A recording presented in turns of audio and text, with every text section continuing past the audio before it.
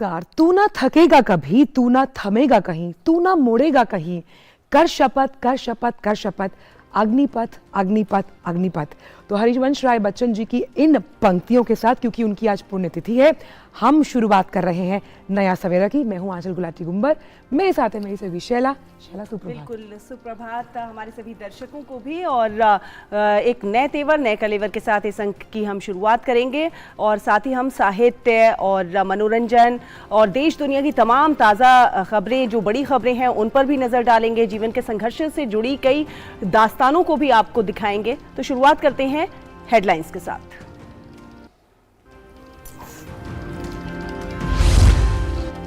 केरल में आज से शुरू होगी G20 हेल्थ वर्किंग ग्रुप की बैठक। सभी तक सुरक्षित, सस्ती, गुणवत्तापूर्ण दवाएं और उपकरण पहुंचाने पर होगा फोकस। आपात स्थिति और दवाओं के क्षेत्र में सहयोग को मजबूत बनाने पर भी होगी चर्चा।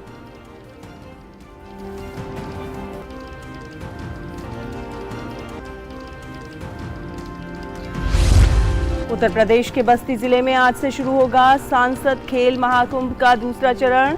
प्रधानमंत्री मोदी करेंगे वर्चुअल उद्घाटन। इंडोर और आउटडोर गेम्स में युवाओं को मिलेगा अपनी प्रतिभा दिखाने का बेहतरीन मौका।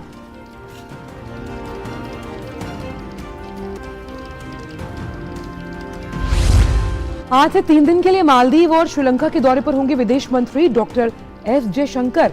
दोनों देशों के साथ द्विपक्षीय समझौतों पर होंगे हस्ताक्षर। श्रीलंका के विदेश मंत्री के साथ भारत श्रीलंका साझेदारी पर करेंगे वार्ता।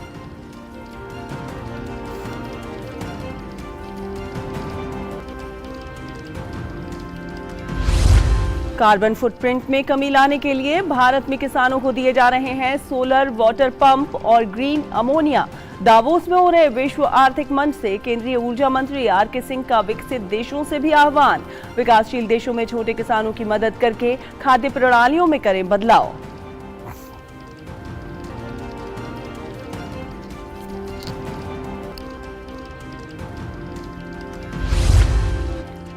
यूक्रेनी राष्ट्रपति के सलाहकार ने दिया इस्तीफा। निप्रो शहर में रूसी मिसाइल मार गिराने के दौरान 40 से अधिक लोगों की मौत के लिए खुद को माना नैतिक जिम्मेदार।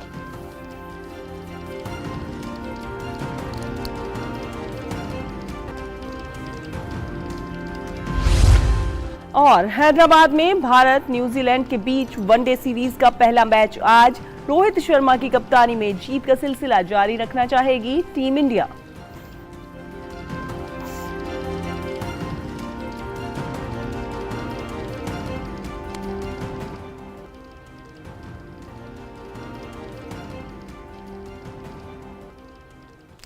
तो नया सवेरा में देख लेते हैं सबसे पहले देश भर से जुड़ी कुछ खास खबरें। और बात करते हैं भारत की G20 अध्यक्षता के तहत हेल्थ वर्किंग ग्रुप यानी कि स्वास्थ्य कार्य समूह की पहली बैठक आज से 20 जनवरी तक केरल की राजधानी तिरुवनंतपुरम में शुरू हो रही है। और इसके लिए G20 देशों के प्रतिनिधि तिरुवनंतपुरम पहुंच गए हैं। यहां पर उनका परंपरागत तरीके से स्वागत किया गया। स्वास्थ्य और परिवार कल्याण राज्य मंत्री भारती प्रवीण पवार और केंद्रीय विदेश राज्य मंत्री वी मुरलीधरन उद्घाटन सत्र में उपस्थित रहेंगे। 3 दिवसीय बैठक में मुख्य रूप से प्राथमिकताओं पर ध्यान केंद्रित किया जाएगा। इसमें स्वास्थ्य संबंधी आपात परिस्थितियों की रोकथाम, तैयारी और प्रतिक्रिया, दवाओं के क्षेत्र में आपसी सहयोग मजबूत करने और सार्वभौम स्वास्थ्य सुरक्षा में सहायता के लिए डिजिटल हेल्थ और मेडिकल वैल्यू ट्रैवल पर भी विचार विमर्श किया जाएगा।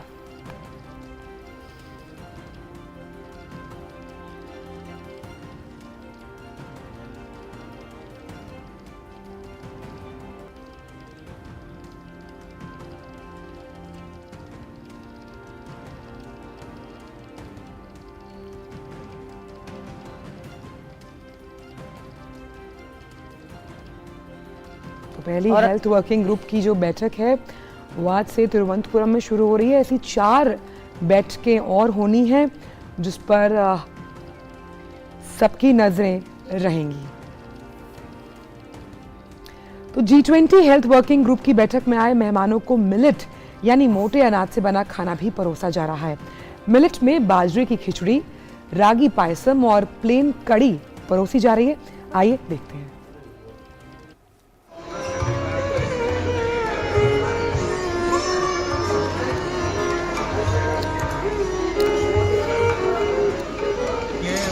बजड़ा का खिचड़ी है, ये बजड़ा का खिचड़ी है जो, और ये हमारा रागी पायसम है जो अपने इंडिया का सबसे अच्छा हेल्थी अनाज है। ये जो G20 का शुभ अवसर पे हमारे यहाँ भारत में आए हैं, उसके स्पेशल में उन लोग को सर्व किया जा रहा है, खिलाया जा रहा है, जो इंडिया का सबसे अच्छा अनाज है, हेल्थ के लिए भी अच्छा है, हर चीज़ के लिए अच्छा है, इनको खिलाया जा रहा है। प्लेन कड़ी, जिस पे कड़ है, कड़ी ये भी, इसमें भी no any spicy, this very healthy है।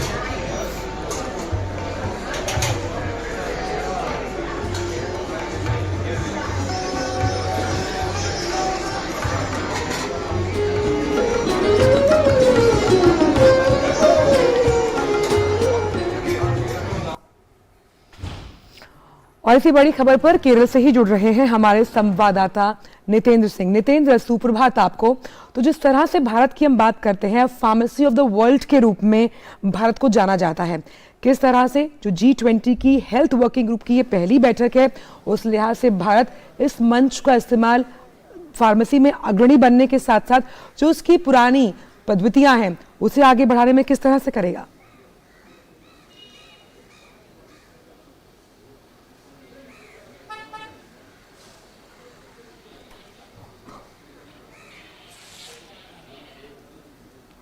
देखिए, बिल्कुल बहुत ही इम्पोर्टेंट ये जो शेरपा ट्रैक है, शेरपा ट्रैक के तहत हेल्थ वर्किंग ग्रुप आता है और ये उसकी बहुत ही इम्पोर्टेंट बैठक है।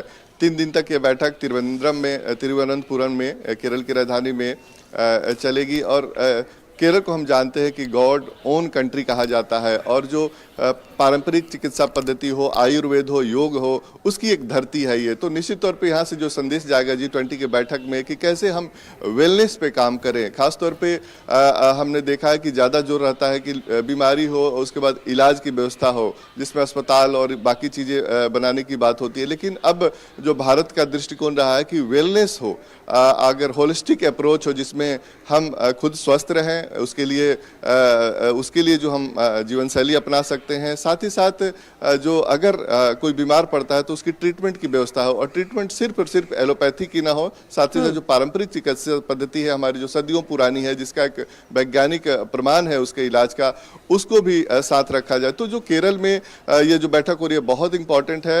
आज का जो सत्र है, अगर हम देखें तो विदेश राज्य मंत्री वी मुरलीधरन और डॉक्टर भारती प्रवीण पवार जो स्वास्थ्य राज्य मंत्री है, उनके संबोधन के साथ शुरू होगा। और 2 इम्पॉर्टेंट इसमें एक बैठक है जिसमें हेल्थ इमरजेंसी को लेकर के और फार्मा सेक्टर में कैसे एक दूसरे को सहयोग किया जाए, इसको लेकर के बैठक है। और इसमें इम्पॉर्टेंट बात यह है कि हमने पैंडेमिक के दौरान देखा कि पूरी दुनिया इससे प्रभावित रही और काफ़ी ज़्यादा परेशान रही। तो कैसे अगर फ्यूचर में कोई पैंडेमिक आती है तो उससे निपटने की रणनीति हो, किस तरीके से एक स्ट्रक्चर बने।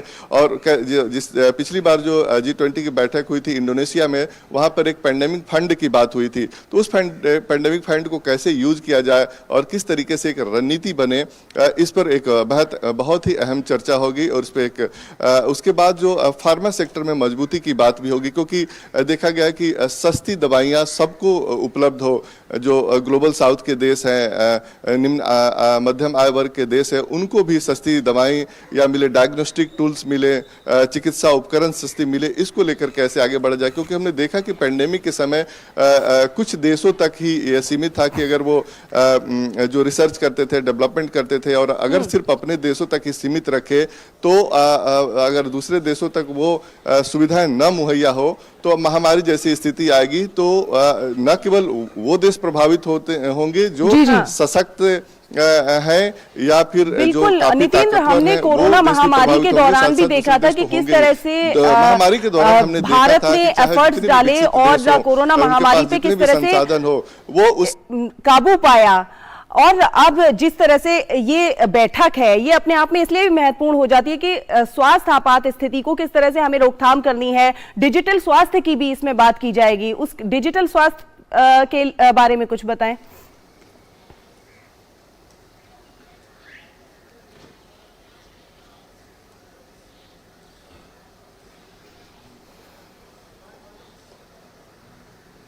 निश्चित तौर पे देखिए, पैंडेमिक के साये में ये हो रहा है बैठक, तो ये जरूर है कि फ्यूचर में किसी तरीके से पैंडेमिक अगर आते हैं तो उसका कैसे बेहतर तरीके से लड़ा जाए, उसके लिए क्या रणनीति बने, ये इम्पोर्टेंट है।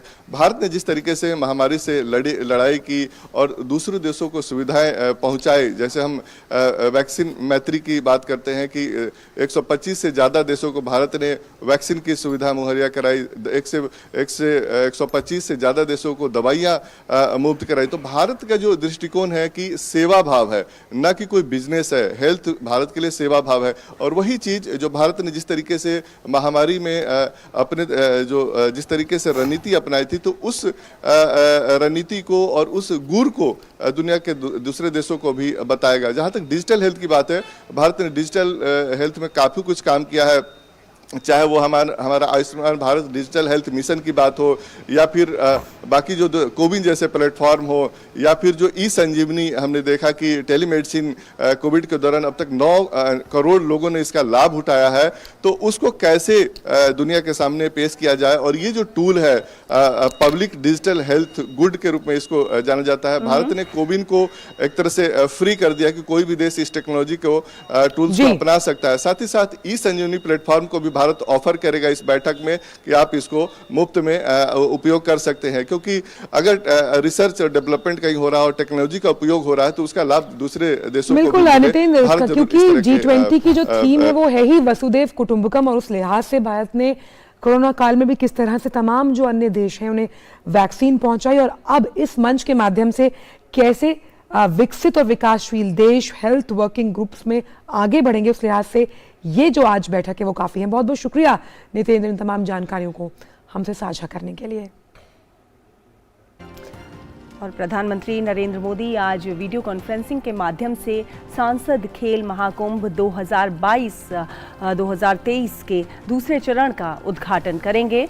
सांसद खेल महाकुंभ का आयोजन उत्तर प्रदेश के बस्ती जिले में किया जा रहा है। सांसद खेल महाकुंभ 2022-23 का आयोजन 2 चरणों में किया जा रहा है। खेल महाकुंभ के पहले चरण का आयोजन पिछले साल 10 दिसंबर से 16 दिसंबर के दौरान किया गया था, और दूसरे चरण का आयोजन आज से 28 जनवरी के दौरान किया जाएगा। इस खेल महाकुंभ में कुश्ती, kabaddi, kho kho, basketball, football, hockey, शतरंज, कैरम, बैडमिंटन, टेबल टेनिस और जैसे इंडोर और आउटडोर दोनों प्रकार की खेल स्पर्धाओं का आयोजन किया जाता है। सांसद खेल महाकुंभ एक अनूठी पहल है जो कि जिला बस्ती और आसपास के क्षेत्रों के युवाओं को अपनी प्रतिभा दिखाने का अवसर और मंच देगी। साथ ही साथ युवाओं में अनुशासन, टीम वर्क, स्वस्थ प्रतिस्पर्धा, आत्मविश्वास और राष्ट्रवाद की भावना पैदा करने का भी ये प्रयास करेगी।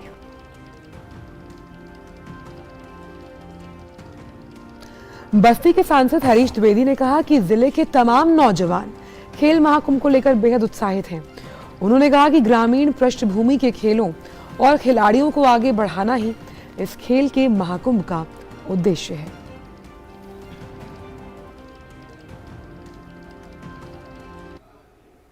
18 तारीख से 28 जनवरी तक बस्ती शहीद सत्यवान सिंह स्टेडियम में इसका उद्घाटन होगा। देश के यशस्वी प्रधानमंत्री आदरणीय नरेंद्र मोदी जी हमारे सांसद खेल महाकुंभ का उद्घाटन करेंगे और बस्ती के खिलाड़ियों को, विद्यार्थियों को और आमजन को संबोधित करेंगे। बस्ती के गांव-गांव में सांसद खेल महाकुंभ की चर्चा भी है, और जो उद्देश्य आदरणीय प्रधानमंत्री जी का है कि ग्रामीण पृष्ठभूमि के खेलों को और ग्रामीण पृष्ठभूमि के खिलाड़ियों को आगे बढ़ने का अवसर उपलब्ध कराया जाए, उनको विभिन्न प्रकार का प्लेटफॉर्म उपलब्ध कराया जाए, उनको विभिन्न प्रकार की सुविधाएं उपलब्ध कराई जाए। उस दिशा में बस्ती सांसद खेल महाकुंभ पूरी तरह से सफल है। और सुधाकर दास हमारे सहयोगी हम इस खबर पर हमारे साथ जुड़ गए हैं। सुधाकर, सुप्रभात। ये जो खेल महाकुंभ है अपने आप में काफ़ी अनूठी पहल कह सकते हैं, क्योंकि जो ऐसे लोग हैं, ऐसे युवा हैं जो अच्छा खेल सकते हैं लेकिन उन्हें प्लेटफॉर्म नहीं मिल पाता, उनको एक प्लेटफॉर्म देने की कोशिश है। निश्चित तौर पर देखिए, और प्रधानमंत्री मोदी की का खेलों के प्रति किस तरह का प्रेम है, खिलाड़ियों को लेकर उनका किस तरह का स्नेह है, ये किसी से छिपा नहीं है। और बीते 8 सालों में देखिए जिस तरह से खेल को, खिलाड़ियों को सपोर्ट किया गया है, उनके लिए अवसर मुहैया कराए गए हैं, उनकी आर्थिक अर्थ की चिंता की गई है, और उसका असर हमने देखा कि चाहे ओलंपिक हो, कॉमनवेल्थ हो, उसमें नजर आ रहा है। जो यूनिवर्सिटी गेम्स है या खेलो इंडिया जैसे प्लेटफॉर्म्स की वजह से किस तरह से युवा प्रतिभाएं, टियर 2, टियर 3 सिटी की प्रतिभाएं, ग्रामीण प्रतिभाएं वो देश के सामने आ रही है। और निश्चित तौर पर इस खेल महाकुंभ को भी उसी एक तरह से नजरिए से देख सकते हैं, खासतौर से क्योंकि इसमें बस्ती और आसपास के ये पूर्वांचल यूपी का इलाका है और वहां के उन जिलों के खिलाड़ियों को इसमें खेलने का मौका मिलेगा और कई जो अंतर्राष्ट्रीय खिलाड़ी भी इस मंच पर पहुंचेंगे तो वो उनको ना सिर्फ गाइड कर सकेंगे, तराशने के लिए एक तरह से उनको निर्देश भी दे सकेंगे और कई तरह के खेलों में उनको भाग लेने का अवसर मिलेगा। तो एक बड़ा मंच मिलेगा और प्रधानमंत्री मोदी का इसका उद्घाटन करना अपने आप में ये बड़ा संदेश है कि ग्रामीण खेल प्रतिभाएं भी देश के सामने आ सके, उनको मौका मिल सके, उनको तराशा जा सके। इसके लिए किसी भी तरह के इस तरह के आयोजनों को पीएम मोदी का सपोर्ट मिलता रहेगा। तो ये एक बहुत बड़ा संदेश भी इसमें छिपा हुआ है जी। और इसीलिए हमेशा कहते हैं एम सुधाकर कि खेलोगे तो खिलोगे, और कैसे प्रतिभाओं के साथ साथ वो तमाम खेल जैसे इसमें कबड्डी है, खो खो है, जो किस तरह से जिन गूदड़ी के लाल जिनका जिक्र हम तमाम अन्य मंचों पर जब हम खेलो इंडिया का जिक्र करते हैं यहीं से निकलकर सामने आते हैं। बिल्कुल, देखिए और ये इस तरह के ये ग्रामीण खेल हैं, एक तरह से किफायती तौर पर कैसे इनको खेला जा सकता है, लेकिन इसके साथ साथ ही और भी जो गेम है, चाहे फुटबॉल हो, वॉलीबॉल हो, बास्केटबॉल हो, इस तरह के गेम्स भी यहाँ पर आयोजित किए जाएंगे। शतरंज, कैरम, उन गेम्स को भी इसको यहाँ आयोजित किया जाएगा। तो तमाम तरह के इंडोर आउटडोर गेम्स यहाँ आयोजित किए जाने वाले हैं और निश्चित तौर पर ये इस तरह का साल 2021 में इसकी शुरुआत हुई थी, ये दूसरा बार हो रहा है और दूसरी बार इसका दूसरा चरण है। दिसंबर में एक चरण इसका आयोजित हो चुका है। तो कई तरह से यहाँ खिलाड़ियों को एक तरह से मौका मिलता है, कंपीट करने का मौका मिलता है और एक तरह से इस तरह का अगर वातावरण मिलता है तो उत्साह, ऊर्जा जो गांव के बच्चे हैं उनको मिलता है, एक तरह की अनुशासन की भावना भी उनमें आती है। तो उस लिहाज से काफी महत्वपूर्ण। निश्चित तौर पर एक जो खेलों का पूरा इकोसिस्टम भारत में जो बनाया जा रहा है, चाहे नेशनल स्पोर्ट्स यूनिवर्सिटी की स्थापना की बात हो या हर राज्य में इस तरह के प्लेटफॉर्म उपलब्ध कराने की बात हो, ट्रेनिंग की बेहतर व्यवस्था करने की बात हो, खिलाड़ियों के लिए आर्थिक व्यवस्थाएं करने की बात हो, तो एक पूरा इकोसिस्टम देश में बनाया जा रहा और उसमें इस तरह की स्पर्धाएं जो युवाओं को आगे बढ़ने का मौका प्रदान करती है। बिल्कुल, और एक जो हम कह सकते हैं स्वस्थ कॉम्पिटिटिवनेस है उसको एक बहुत बेहतरीन चैनल मिलता है कि अपनी तमाम एनर्जी जो है वो उसको इस तरह से चैनलाइज करें। बहुत बहुत शुक्रिया सुधाकर इन तमाम जानकारियों को हमसे साझा करने के लिए। और बढ़ते अगली खबर की ओर बात करते हैं कि जेपी नड्डा की अध्यक्षता में बीजेपी अगले साल लोकसभा के चुनाव लड़ेगी। इसके अलावा इस साल 9 राज्यों में विधानसभा चुनाव उनके नेतृत्व में होंगे। दरअसल बीजेपी राष्ट्रीय कार्यकारिणी की बैठक में नड्डा का कार्यकाल 1 साल के लिए बढ़ा दिया गया। राजनाथ सिंह ने इससे जुड़ा प्रस्ताव रखा जिस पर सभी सदस्यों ने अपनी सहमति दे दी। पार्टी के वरिष्ठ नेता अमित शाह ने इस फैसले की घोषणा की और कहा कि नड्डा के नेतृत्व में पार्टी का संगठन हर स्तर पर मजबूत हुआ। नड्डा ने जनवरी 2020 में भाजपा अध्यक्ष के तौर पर कार्यभार संभाला था।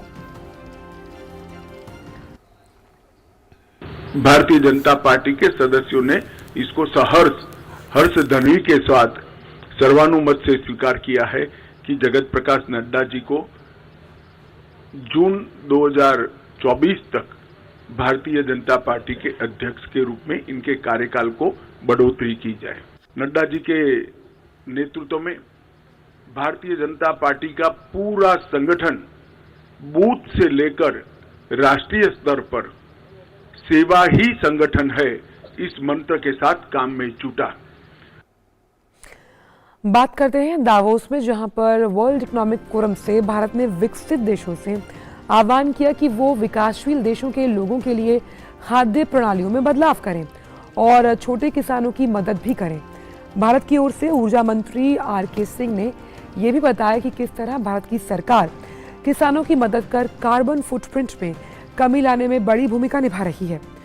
विश्व आर्थिक मंच की 53वीं बैठक इस समय दावोस में चल रही है। केंद्रीय ऊर्जा मंत्री आर.के. सिंह ने interplay of food, energy and water का जो सत्र था उसमें ये कहा कि भारत में किसानों को लाखों सोलर वाटर पंप उपलब्ध करवाए जा रहे हैं। उन्होंने कहा भारत जल्द ही अमोनिया आधारित जो फर्टिलाइजर्स हैं उनके आयात को रोकने के लिए पर्याप्त ग्रीन अमोनिया का भी उत्पादन करेगा। उन्होंने बैठक में स्वच्छ ऊर्जा की ओर बदलाव को लेकर भारत में जो अब तक प्रगति हुई है उसके बारे में भी जानकारी दी।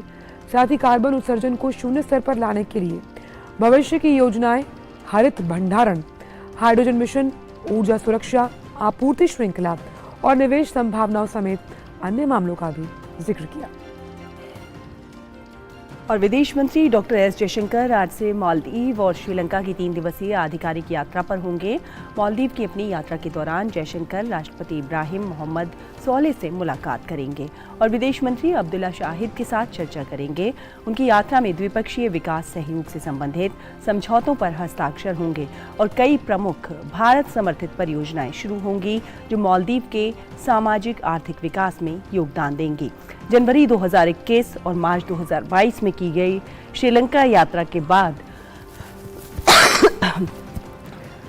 विदेश मंत्री ने की ये तीसरी श्रीलंका यात्रा है। श्रीलंका और भारत जो है वो घनिष्ठ सहयोगी हैं। यात्रा के दौरान जयशंकर राष्ट्रपति रानिल विक्रमसिंघे और प्रधानमंत्री दिनेश गुणवर्धने से भी मुलाकात करेंगे। और अब बात सबसे बड़े क्रूज को लेकर, तो दुनिया के सबसे लंबे रिवर गंगा विलास क्रूज के सफर को आसान बनाने के लिए भारत का अंतर्देशीय जलमार्ग प्राधिकरण बेहद मुस्तैदी के साथ काम कर रहा है। जिस तरीके से रिवर क्रूज शान से गंगा में चल रहा है, इस पर सर्वे इंस्पेक्टर आरसी पांडे से खास बातचीत की हमारे संवाददाता चंद्रशेखर ने। आइए सुनते हैं।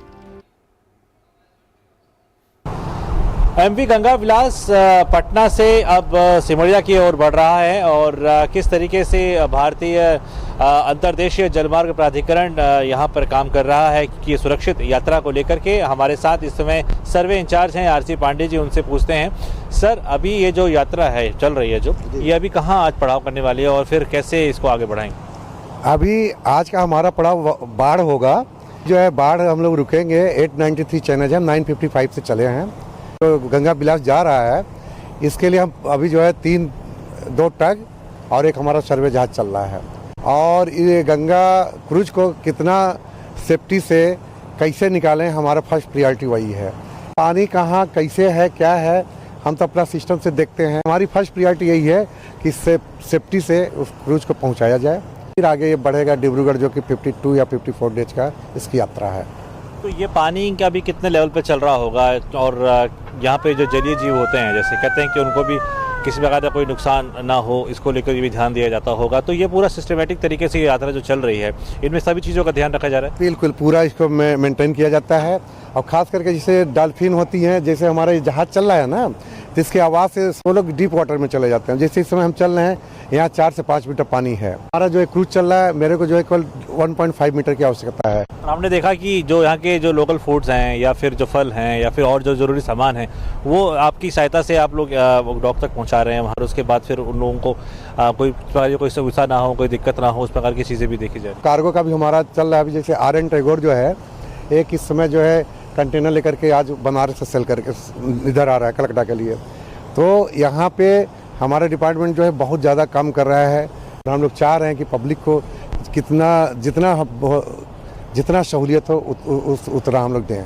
जो जलीय मार्ग है इसमें जिस प्रकार से यात्रा इस प्रकार से हो रही है, आपको लगता है इससे टूरिज्म बढ़ेगा और लोग भी इसमें आएंगे? अब ये जो है जैसे फर्स्ट एक बार ये चल जाएगा तभी तो विदेशी सैलानी आ रहे हैं।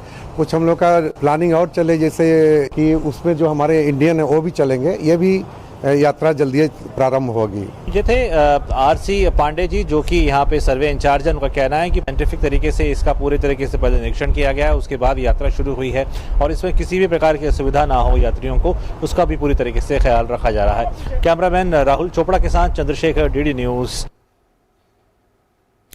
और इसी खबर पर बात करने के लिए हमारे संवाददाता चंद्रशेखर हमारे साथ जुड़ गए हैं। चंद्रशेखर, सुप्रभात आपको। सबसे पहला सवाल यही है क्योंकि ये जो गंगा विलास क्रूज है इसके दृश्य अपने आप में इतने विहंगम और मनोरम है, इस वक्त आप किस पड़ाव पर हैं और किन दृश्यों का लुत्फ उठा रहे हैं?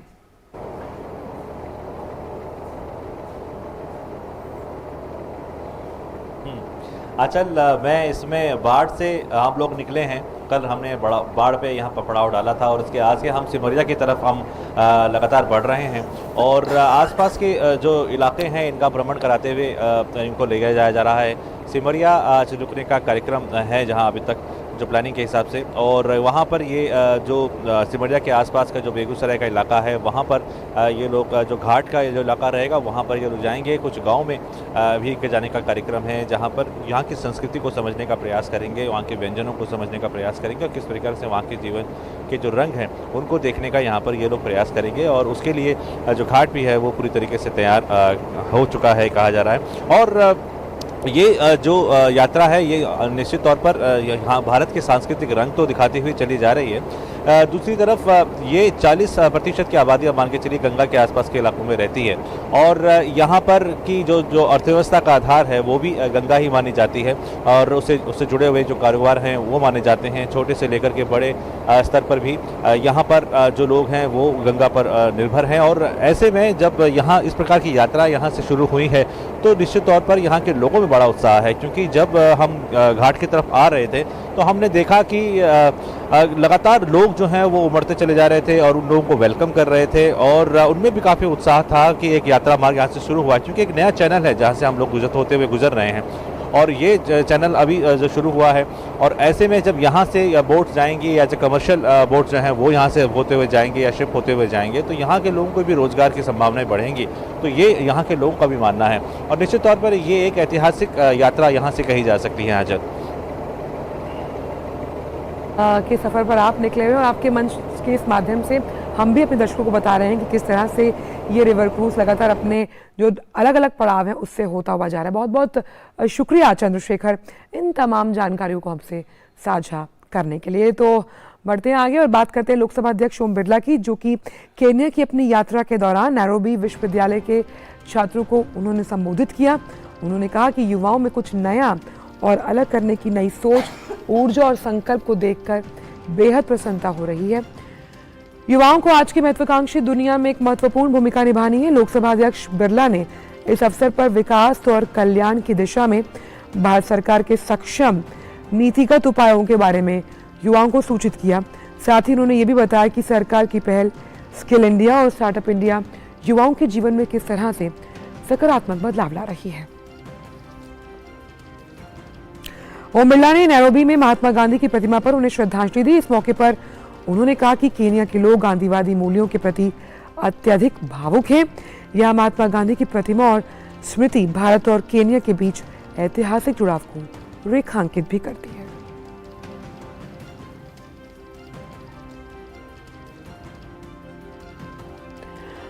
मुंबई मेट्रो के लाइन 2A और 7 का काम पूरा हो गया। इन दोनों लाइनों का उद्घाटन प्रधानमंत्री नरेंद्र मोदी 19 जनवरी को करेंगे। हमारे संवाददाता शिशिर शेलार ने मेट्रो लाइंस का जायजा लिया। मुंबई वासियों के लिए एक नई सौगात मिलने वाली है। प्रधानमंत्री नरेंद्र मोदी अपने मुंबई दौरे में जो है मेट्रो 7 और मेट्रो 2A जो लाइंस है मुंबई मेट्रो की उसका जो है लोकार्पण करेंगे। तकरीबन अगर देखा जाए तो काफ़ी महत्वपूर्ण लाइन होगी।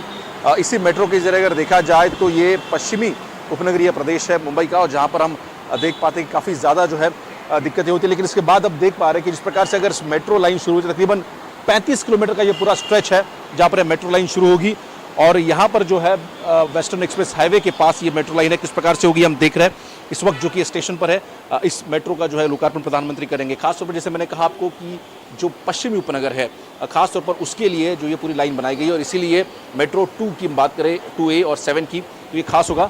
हालांकि किस प्रकार से मेट्रो का रूप यहाँ पे देखा गया, आप देखो सिटिंग अरेंजमेंट्स यहाँ पे की गई है, मॉडर्न फैसिलिटीज़ यहाँ पे लगाई गई है, साथ ही साथ LED पैनल बिठाए गए हैं और LED पैनल्स पे जो स्टेशंस है ये स्टेशंस यहाँ पर बताए गए क्योंकि जो यात्रीगण यहाँ पे प्रवास करेंगे हालांकि उनके लिए ये काफ़ी महत्वपूर्ण होगा। और साथ ही साथ जिस प्रकार से डोर ओपनिंग है, डोर क्लोजिंग है, ये यहाँ पर की गई है। महिलाओं के लिए एक खास कोच यहाँ पर जो है रिजर्व रखा गया और साथ ही साथ दूसरी महत्वपूर्ण बात करें तो अगर बात करें कितना महत्वपूर्ण यह मेट्रो लाइन है तो खास तौर पर अगर बात करें तो जो पश्चिमी उपनगर है मुंबई का काफ़ी व्यस्ततम उपनगर है और ऐसे में इस वक्त अगर देखा जाए तो मेरे एक तरफ जहां पर अगर बात करें तो वेस्टर्न एक्सप्रेस हाईवे यहाँ पर अगर देखा जाए तो काफ़ी भीड़ होती है और ऐसे में जब यह मेट्रो लाइन ओपन होगी तो इसका सीधा असर मुंबई वासियों को होगा। चूँकि इस रूट से अगर देखा जाए तो ट्रैवल करना काफ़ी आसान होगा। पहली बात, जिस प्रकार से हम पब्लिक मोड ऑफ ट्रांसपोर्ट की बात कर रहे हैं, तो ऐसे में इस वक्त मुंबई वासियों के पास लाइफलाइन तो ज़रूर है, लेकिन लाइफलाइन के साथ रोड के जरिए प्रवास कर सकते हैं। लेकिन अब जब मेट्रो सेवा शुरू हो जाएगी तो मेट्रो के जरिए भी लोगों को इसका लाभ मिलेगा और लोग जो अपने गंतव्य स्थान तक पहुंचेंगे। कैमरन कपिल के साथ शिव शेलार, डीडी न्यूज़, मुंबई। और अब बात कर लेते हैं मौसम की। मौसम ने भले ही कोहरे से कुछ राहत दे रखी है, लेकिन ठंड अभी भी इम्तिहान ले रही है। दिल्ली समेत पूरे उत्तर भारत में कड़ाके की ठंड और शीतलहर का दौर जारी है। आने वाले दिनों में भी इससे राहत मिलने का अनुमान नहीं है। मौसम विभाग के अनुसार एक और पश्चिमी विक्षोभ उत्तर पश्चिम भारत की ओर आ रहा है, जिसके चलते अगले सप्ताह दिल्ली, एनसीआर, पंजाब, हरियाणा और यूपी में हल्की से मध्यम स्तर की बारिश हो सकती है। साथ ही साथ ठंडी ठंडी हवाओं के चलने से भी लोगों की समस्या बढ़ेगी। मौसम वैज्ञानिकों के मुताबिक अगले सप्ताह आने वाले पश्चिमी विक्षोभ की वजह से पहाड़ी इलाकों में 21 जनवरी से बारिश और बर्फबारी का दौर शुरू हो जाएगा और बारिश बर्फबारी का जो ये सीजन है वो 25 जनवरी तक चलेगा।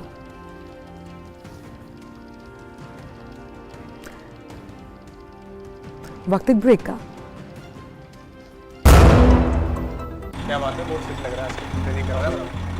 3 महीने में पैसे डबल, वाह। फास्ट और हाई रिटर्न्स भी। क्या स्कीम है? कल तो नहीं थी यहाँ, और कल होगा भी नहीं।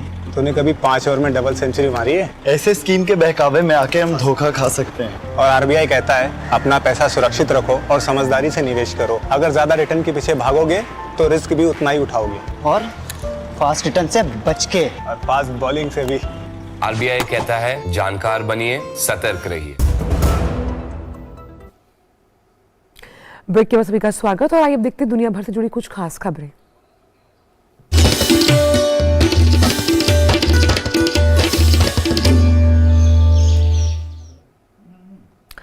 यूक्रेन के राष्ट्रपति के सलाहकार ओलेस्की अरिस्तोविच ने इस्तीफा दे दिया।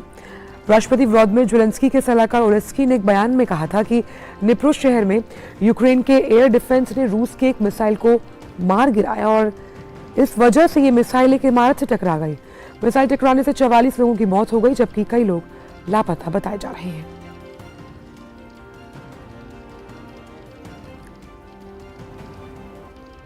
खबर ब्राजील से, जहां महाअभियोजक के कार्यालय ने कुछ प्रदर्शनकारियों के खिलाफ नए आरोप तय किए हैं, जिन्होंने अक्टूबर के चुनाव में पूर्व राष्ट्रपति जायर बोल्सोनारो की हार के विरोध में सरकारी इमारतों पर धावा बोल दिया।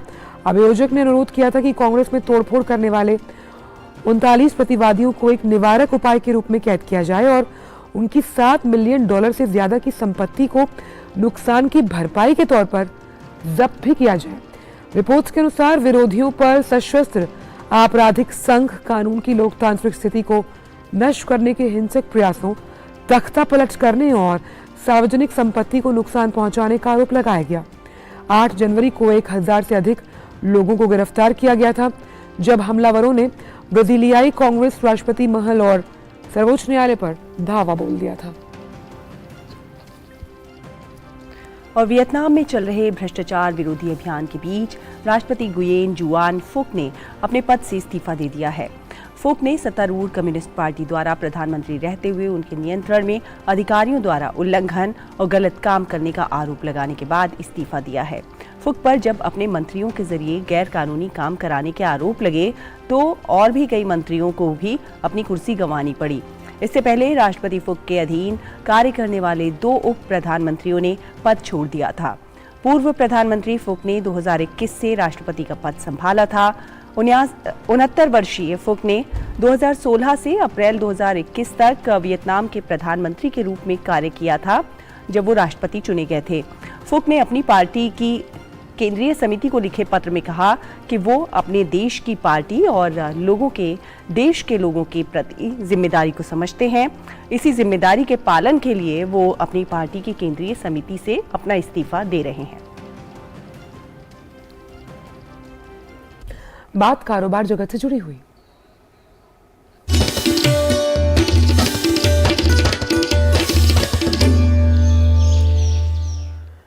कोयला मंत्रालय ने वाणिज्यिक कोयला खनन के तहत 3 और कोयला खदानों के लिए आवंटन आदेश जारी किए हैं।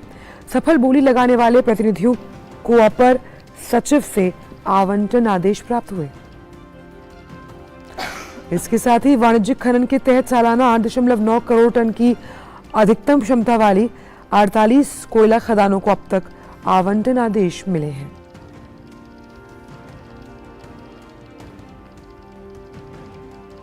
और अब बात करते हैं कैसे स्टार्टअप की जो जल संरक्षण के लिए काम कर रहा है।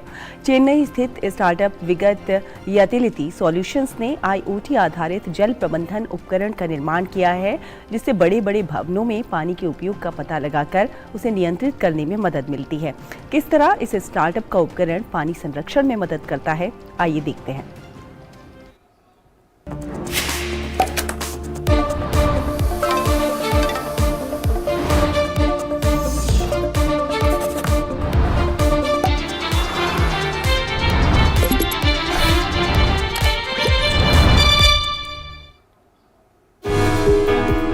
आज के दौर में जल संरक्षण दुनिया की प्रमुख चुनौतियों में से एक है।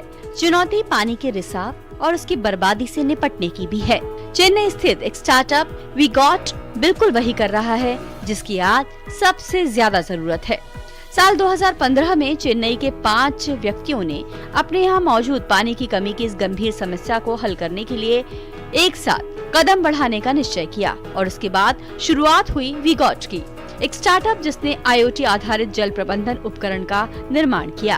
वीगॉट एक वाटर मैनेजमेंट प्लेटफॉर्म है जिससे हम आपका पानी का यूसेज मॉनिटर करता है, डेटा जनरेट करता है और लीकेजेस के बारे में बता सकते हैं। साथ ही हम आपकी यूसेज के हिसाब से पानी का बिल बनाकर देते हैं, जिससे हमारे प्लेटफॉर्म से पे किया जा सकता है। चेन्नई में और कई अलग राज्यों में भी पानी का दिक्कत है, उसको सॉल्व करने के लिए हमें ये सोल्यूशन लेकर आए। पानी को मापने से ही पानी को बचाया जा सकता है और इस विश्वास के साथ ही वीगॉट अपने उपकरणों को हाउसिंग, सोसाइटी और कमर्शियल बिल्डिंग में लगाता है। वीगॉट स्मार्ट वाटर मीटर और ऐप आवासीय समुदाय को अपने जल आपूर्ति को ट्रैक और प्रबंधित करने में सक्षम बनाता है। IoT आधारित अल्ट्रासोनिक सेंसर के जरिए मल्टी यूनिट अपार्टमेंट, वाणिज्यिक परिसरों और औद्योगिक भवनों में पानी के उपयोग का पता लगाकर उसे नियंत्रित करने में मदद मिलती है। अभी हम इंडिया में बड़े बड़े शहरों में जैसे Chennai, Bangalore, Hyderabad, Bombay, Pune, Delhi, housing societies, commercial buildings, industrial, educational buildings, hospitality, malls जैसी जगहों पर हम अपना सोल्यूशन देते हैं। पिछले 6 साल में we saved 5 billion litres of water. दूसरों देश भी हमारे सोल्यूशन में इंटरेस्ट दे रहा है। हम रेलवेज के साथ भी काम कर रहे हैं, जिसमें हम उन्हें वाटर कंजम्पशन का डेटा रेलवे स्टेशंस के अनुसार देंगे और वाटर मैनेजमेंट में मदद करेंगे। हमारा नियर टर्म विजन है कि we save 100 billion liters। देश के अधिकांश शहरों में जहां पानी की खपत, रिसाव और बर्बादी के बारे में सटीक जानकारी का अभाव होना पानी के संरक्षण में बाधा बन रहा है, तो वहीं ये स्टार्टअप पानी की निगरानी और उसका प्रबंधन कर लोगों को पानी बचाने में भरपूर मदद कर रहा है। मेघना देव की रिपोर्ट, DD न्यूज। विगत यूटिलिटी सॉल्यूशंस के बारे में और अधिक जानने के लिए आप हमारा खास कार्यक्रम स्टार्टअप चैंपियंस 2.0 शनिवार रात 9 बजे DD न्यूज़ पर देखिए और रात 10 बजे DD इंडिया पर और रविवार दोपहर 12 बजे आप इसे DD नेशनल पर भी देख सकते हैं। और अब रुक करते हैं खेल जगत से जुड़ी खबरों का स्पोर्ट्स ट्रैक में।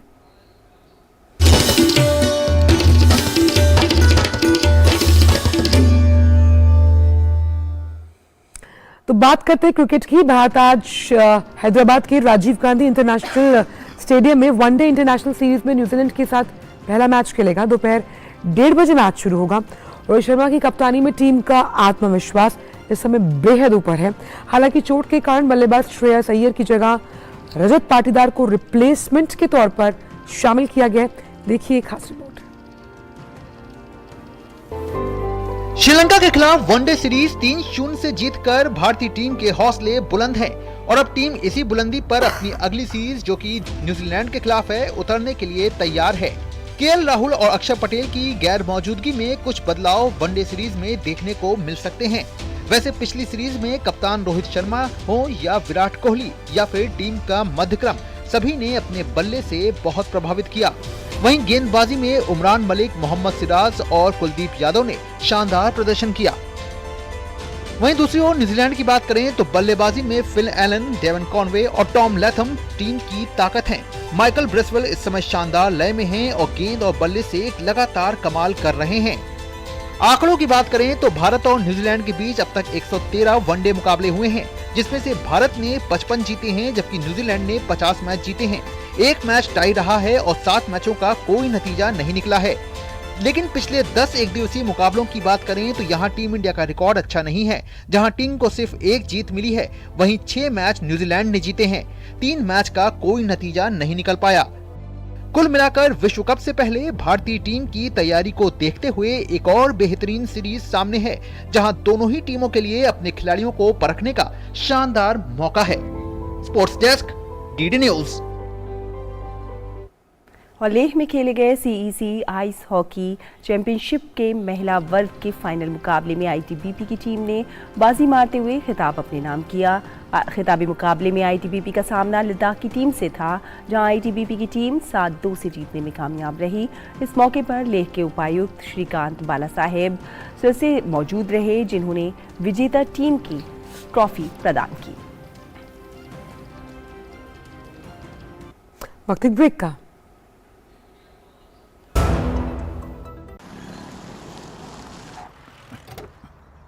Thank you sir. जिंदगी टॉप गियर में चलेगी जब परिवार के कल की सुरक्षा होगी नॉन स्टॉप। इसलिए मेरी मानो, आज ही जुड़िए प्रधानमंत्री जीवन ज्योति बीमा योजना और प्रधानमंत्री सुरक्षा बीमा योजना से, जो देती है 2-2 लाख रुपए का बीमा। दिखाइए समझदारी, निभाइए जिम्मेदारी। आज ही अपनी नजदीकी बैंक शाखा या डाकघर जाकर इन योजनाओं से जुड़ें। आपका केवाईसी अपडेट करना है, नहीं तो अकाउंट और एटीएम कार्ड ब्लॉक हो जाएगा। सावधान सावधान। 2.5 करोड़ का इनाम मुझे। देखिए, अनजाने कॉल्स, फर्जी ईमेल्स, लिंक्स और जाली ऐप से अपना पिन, ओटीपी, पासवर्ड कभी भी किसी के साथ शेयर न करें। आप रहेंगे सावधान तो नहीं होगा नुकसान। आरबीआई कहता है, जानकार बनिए, सतर्क रहिए। ब्रेक के बाद स्वागत है आपका, और अब बात करेंगे सभ्यता और संस्कृति के विविध रंगों को समेटे हुए खास सेगमेंट हेरिटेज वॉक की।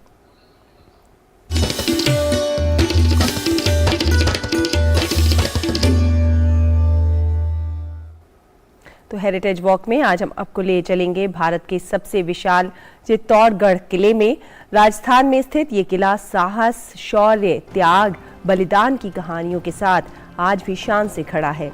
इस भव्य किले के परिसर में कई ऐतिहासिक और शानदार संरचनाएं बनी हुई हैं।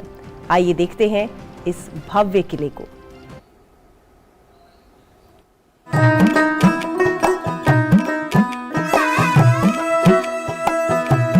भारत को अगर किलों का देश कहे तो गलत नहीं होगा, क्योंकि प्राचीन काल में राजाओं ने यहाँ इतने किले बनवाए हैं कि आप गिनते गिनते थक जाएंगे। आज हम आपको एक ऐसे ही किले के बारे में बताने जा रहे हैं जिसे भारत का सबसे विशाल किला कहा जाता है। उत्तर भारत के सबसे महत्वपूर्ण किलों में से एक चित्तौड़गढ़ का किला साहस, शौर्य, त्याग, बलिदान की कहानियों के साथ यहाँ आज भी शान से खड़ा है। राजस्थान के चित्तौड़गढ़ जिले में बेराच नदी के किनारे स्थित चित्तौड़गढ़ किले का निर्माण 7वीं शताब्दी में मौर्य शासकों द्वारा करवाया गया था। करीब 700 एकड़ की जमीन में फैला यह विशाल किला अपनी भव्यता, आकर्षण और सौंदर्य की वजह से साल 2013 में यूनेस्को द्वारा विश्व धरोहर स्थल घोषित किया गया था। यह किला 590 फीट की ऊंचाई पर एक पहाड़ी पर स्थित है। इस भव्य किले के परिसर में करीब 65 ऐतिहासिक और बेहद शानदार संरचनाएं बनी हुई हैं, जिनमें से 19 मुख्य मंदिर, 4 बेहद आकर्षक महल, 4 ऐतिहासिक स्मारक आदि शामिल है। किले के परिसर में बने शानदार तालाब और विजय स्तंभ इस किले की शोभा बढ़ाते हैं। इस किले के छत से चित्तौड़ शहर का सुंदर नजारा देखा जा सकता है। हर साल हजारों लाखों की संख्या में सैलानी चित्तौड़गढ़ किले की सौंदर्य, भव्यता और आकर्षण से रूबरू होने आते हैं। Bureau report, DD news.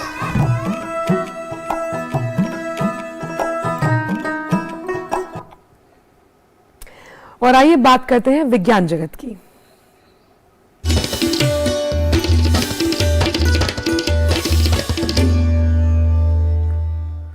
और साइंस हब के इस अंक में आज हम जानेंगे एक ऐसे एक्सोस्केलेटन के बारे में जो श्रमिकों के लिए जीवनदान साबित हो सकता है।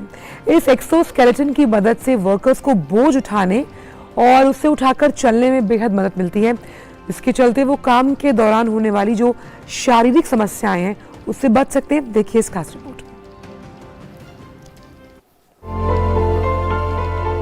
कभी सोचा है कि किसी कंस्ट्रक्शन साइट या वेयरहाउस में काम कर रहे मजदूर के लिए कंधे या कमर पर बोझ लेकर चलना कितना मुश्किल होता होगा, जिनमें से कुछ को हेल्थ से जुड़ी कई दिक्कतों का सामना भी करना पड़ता है, जिसके चलते उन्हें काम बीच में ही छोड़ना पड़ता है। लेकिन अब एक जर्मन कंपनी बायोनिक ने ऐसा एक्सोस्केलेटन बनाया है जिसे वर्कर्स अपनी पीठ पर पहन सकते हैं और आसानी से अपना काम कर सकते हैं। इसकी सबसे खास बात यह है कि ये AI सिस्टम से चलता है। जब कोई इसे पहनेगा तो ये पहले उनसे 10 कदम चलने को कहेगा या सामान लिफ्ट करने को कहेगा, ताकि ये उस व्यक्ति के फिजिकल मूवमेंट को अच्छे से समझकर उन्हें फिजिकल असिस्टेंस दे सके।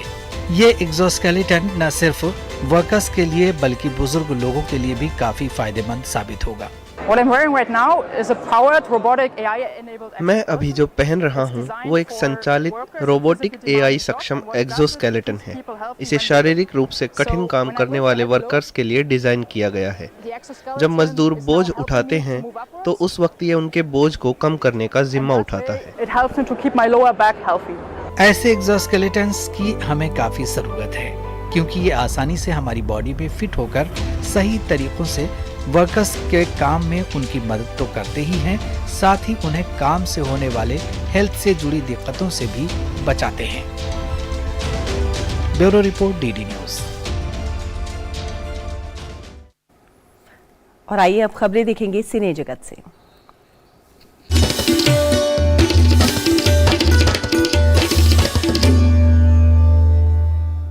तो सिनेमा के इस अंक में आज हम बात करेंगे ओडिशा फिल्म जगत में धमाल मचा चुकी फिल्म दमन की, जिसका हिंदी ट्रेलर हाल ही में रिलीज हुआ है। इस फिल्म में ओडिशा के ऐसे गांवों के बारे में बताया गया है जो मलेरिया से ग्रसित है और कहीं ना कहीं अंधविश्वास से भी। अभी जवान हो तो नई नई जगह एक्सप्लोर करो, नए नए लोगों से मिलो। उड़ीसा से बाहर थोड़ी भेज रहे हैं जो घबरा रहे हो। जाओ मजे लो नई जगह के। उड़िया इंडस्ट्री में नाम कमाने के बाद अब फिल्म दमन का हिंदी ट्रेलर रिलीज हो गया है। ये एक बायोग्राफिकल ड्रामा फिल्म है। ट्रेलर में एक डॉक्टर की कहानी को दिखाया गया है जिसकी पोस्टिंग एक गांव में हो जाती है, जहां पर लोग मलेरिया से पीड़ित हैं और साथ ही अंधविश्वास से भी। इसे कोई भूत नहीं लगा है, मलेरिया हुआ है क्योंकि इसे मच्छर ने काटा है। महात्मा गांधी एकला चल नीति पर चले थे। वो आगे आगे चलते थे और सब लोग उनको फॉलो करते थे, जानते हो ना। वो मलेरिया से मरने को तो तैयार है, पर डॉक्टर की बात सुनने को नहीं। इस फिल्म में बाबूशान मोहंती ने डॉक्टर सिद्धार्थ नाम का मुख्य किरदार निभाया है। फिल्म में ये देखना काफी दिलचस्प होगा कि किस तरीके से गांव के लोगों के मन से अंधविश्वास की भावना खत्म करके उनको सही इलाज दिया जाता है। दर्शकों को फिल्म का ट्रेलर काफी ज्यादा पसंद आ रहा है। दमन 3 फरवरी को सिनेमा घरों में रिलीज होगी। पहले उन्हें नींद से जगाना जरूरी। बचेंगे कैसे? Bureau report, DD news. मैंने कहीं पढ़ा था सर, एक अच्छा डॉक्टर बीमारी को ठीक करता है, लेकिन एक महान डॉक्टर बीमार को ठीक करता है। और इस बुलेटिन में एक छोटा सा ब्रेक ले लेते हैं। ब्रेक के उस पार कुछ और खबरें रहेंगी, आप देखते रहिए नया सवेरा। हमारा डेजर्ट आ गया पर हमारी चैंपियन नहीं आई अब तक। बिल भरने के पहले तो आएगी ना। सो गर्ल्स, क्या हो रहा है? बिल हो रहा है। चल अपना कार्ड दे। पिन दे। हैं? 8 RBI कहता है अपना पिन, OTP, CVV या इंटरनेट बैंकिंग पासवर्ड किसी को ना दे। ऑनलाइन बैंकिंग सिर्फ अपने ही कंप्यूटर, मोबाइल और सिक्योर नेटवर्क से करें। हाँ, ये खाने की चैंपियनशिप थी क्या? RBI कहता है जानकार बनिए, सतर्क रहिए। ब्रेक के बाद सभी का स्वागत और अब बात करते हैं आपकी सेहत से जुड़ी हुई।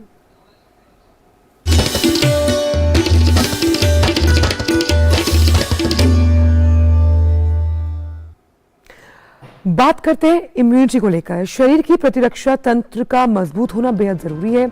मजबूत रोग प्रतिरोधक क्षमता से बीमारियों या संक्रमण से ग्रस्त होने का खतरा कम हो जाता है। प्रतिरोधक क्षमता बढ़ाने में उपयोगी क्या है, जानते हैं इस रिपोर्ट के जरिए। बेहतर जीवन के लिए स्वस्थ रहना आवश्यक है। रोगों से बचाव हो तभी स्वस्थ रहना संभव हो सकता है। हमारा रोग प्रतिरक्षा तंत्र संक्रमण और बीमारियों से सुरक्षित रखने में हमारी सहायता करता है। इम्यून सिस्टम यानी प्रतिरक्षा तंत्र का कार्य शरीर को किसी बाहरी तत्व जैसे वायरस, बैक्टीरिया, परजीवी या बीमार करने वाले कारकों से बचाव करना होता है। किसी भी व्यक्ति के लिए कमजोर रोग प्रतिरोधक क्षमता होना चिंता का कारण बन सकता है। रोग प्रतिरोधक क्षमता का सही होना बहुत बहुत ज़रूरी है हमारे अच्छे स्वास्थ्य के लिए, क्योंकि अगर वो ठीक नहीं होगी तो बहुत सारे जो हम बात कर रहे हैं संक्रमण होने की संभावना बढ़ जाती है। और आपने देखा होगा संक्रमण सिर्फ उतने ही नहीं होते कि हुआ और आपने दवाई ले ली और वो कंट्रोल हो गया। अगर किसी को बार बार इन्फेक्शन होता है तो जो उसकी ग्रोथ है वो रुक जाती है, हार्मोनल इम्बैलेंस हो सकता है। बार बार इन्फेक्शन होने से कुछ मैलिग्नेंसी यानी कैंसर होने का खतरा बढ़ सकता है। तो ये बहुत ज़रूरी हो जाता है कि हम वो सब कुछ करें जिससे हमारी इम्यूनिटी अच्छी हो। कमजोर प्रतिरोधक क्षमता वाले लोगों को बीमारी होने पर समस्या गंभीर रूप ले सकती है और जीवन के लिए खतरा साबित हो सकती है। राहत की बात यह है कि किसी भी अन्य समस्या की ही तरह इम्यूनिटी पावर यानी रोग प्रतिरोधक क्षमता को मजबूत बनाया जा सकता है। सबसे पहले तो आप खुश रहना सीखें, स्ट्रेस और नेगेटिविटी लाइफ से दूर करें। दूसरी चीज़, आप खान पान पर अपने ध्यान दें। जो भी मौसमी फल अवेलेबल हैं, दूध की क्वांटिटी बढ़ाएं, प्रोटीन्स ज़्यादा लें डाइट में। इसके अलावा तीसरी चीज़ है कि सोने का जो टाइम है और एडिक्वेट स्लीप होनी चाहिए। सनलाइट एक्सपोजर दें बॉडी को, जिससे विटामिन डी एडिक्वेट मात्रा में शरीर को मिले, और अगर डेफिशिएंसी है तो सप्लीमेंट लें। इसके अलावा ज़रूरी है कि आप कोई भी एडिक्शन ना करें, चाहे वो एक्सेस अल्कोहल हो, ड्रग्स हो या फिर स्मोकिंग हो। तो ये सब चीज़ें लाइफ में लाकर और फिज़िकल एक्टिविटी करके, एक्सरसाइजेस को अपना नियम बनाकर और योग का साथ लेकर अपनी इम्यूनिटी को बेहतर रख सकते हैं। हमारी जीवन शैली, खान पान, शारीरिक श्रम और कुछ अन्य कारक हैं जो रोग प्रतिरोधक क्षमता को बढ़ाने का कार्य करते हैं। इन कारकों का ध्यान रखकर आप अपनी रोग प्रतिरोधक क्षमता को मजबूत बना सकते हैं, बीमारियों के खतरे को कम कर सकते हैं और आपके लिए स्वस्थ व सेहतमंद जीवन संभव हो सकता है। किरण भारद्वाज, DD न्यूज। और नया सवेरा में अब बात करेंगे मौसम की।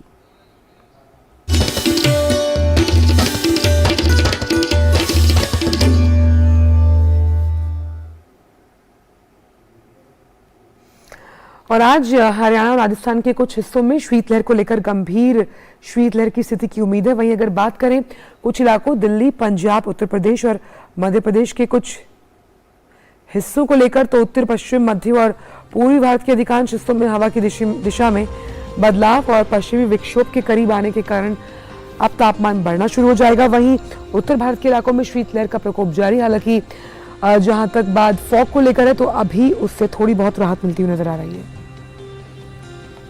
और आइए अब जान लेते हैं उन सभी राज्यों को और देखते हैं कि अधिकतम और न्यूनतम तापमान क्या है।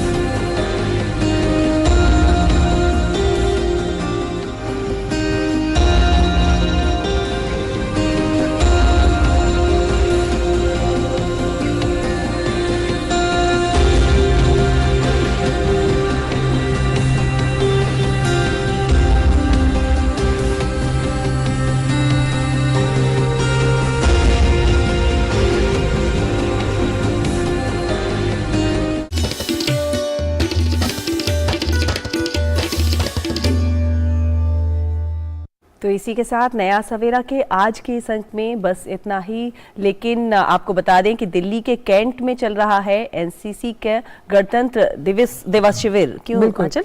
और 2023 का ये गणतंत्र दिवस शिविर है जिसमें जो एनसीसी के कैडेट्स हैं वो सांस्कृतिक कार्यक्रम पेश उन्होंने किया। तो नया सवेरा के इस अंक में बस आपको छोड़ जाते हैं कैडेट्स के सांस्कृतिक कार्यक्रम की झलकियों के साथ। आप इनका आनंद उठाइए। हमें दीजिए इजाजत। नमस्कार। नमस्कार।